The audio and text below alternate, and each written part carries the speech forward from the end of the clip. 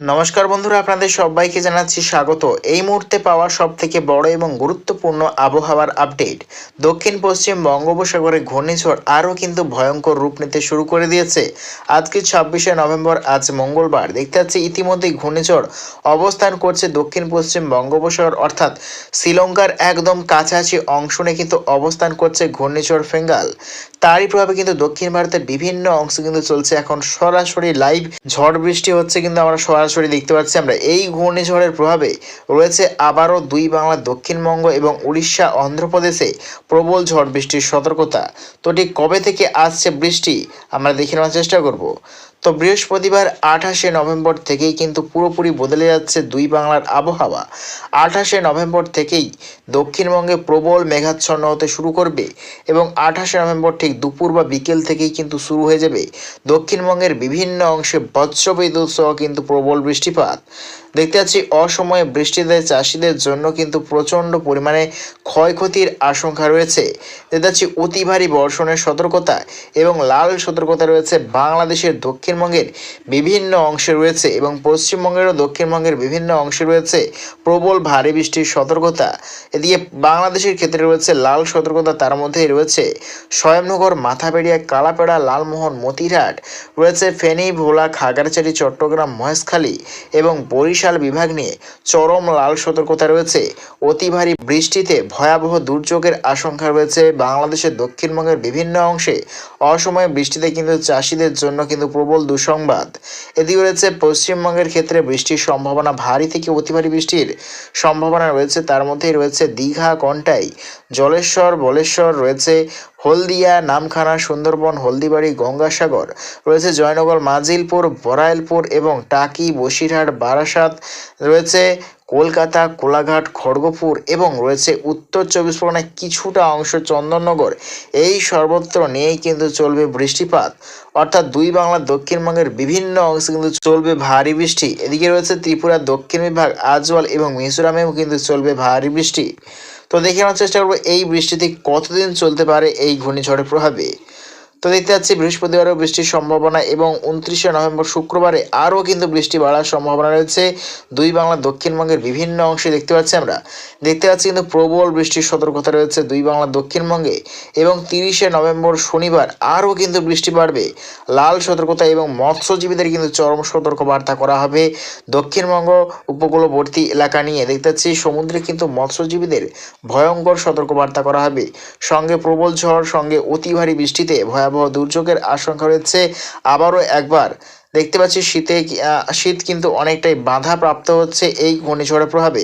তো ঠিক কবে থেকে বদলাতে চলছে আবহাওয়া এবং কবে থেকে বাড়বে আবারও তাপমাত্রা এবং এই ঝড় যাবার পর আবারও কবে থেকে আসছে প্রবল শীত, তো দেখে নেওয়ার চেষ্টা করবো এই ভিডিওর মাধ্যমে। তো যারা প্রথম আছে অবশ্যই সাবস্ক্রাইব করে নিও এবং ভিডিও যদি ভালো লেগে থাকে অবশ্যই একটা লাইক করে দিও।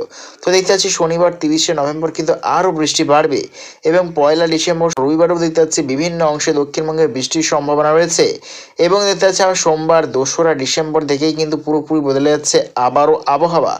উত্তরের প্রবল শীতল হাওয়া কিন্তু ঢুকছে দুই বঙ্গে, জাঁকিয়ে শীত আসছে, অর্থাৎ হাড় কাঁপানো শীত আসছে 2রা ডিসেম্বর থেকেই।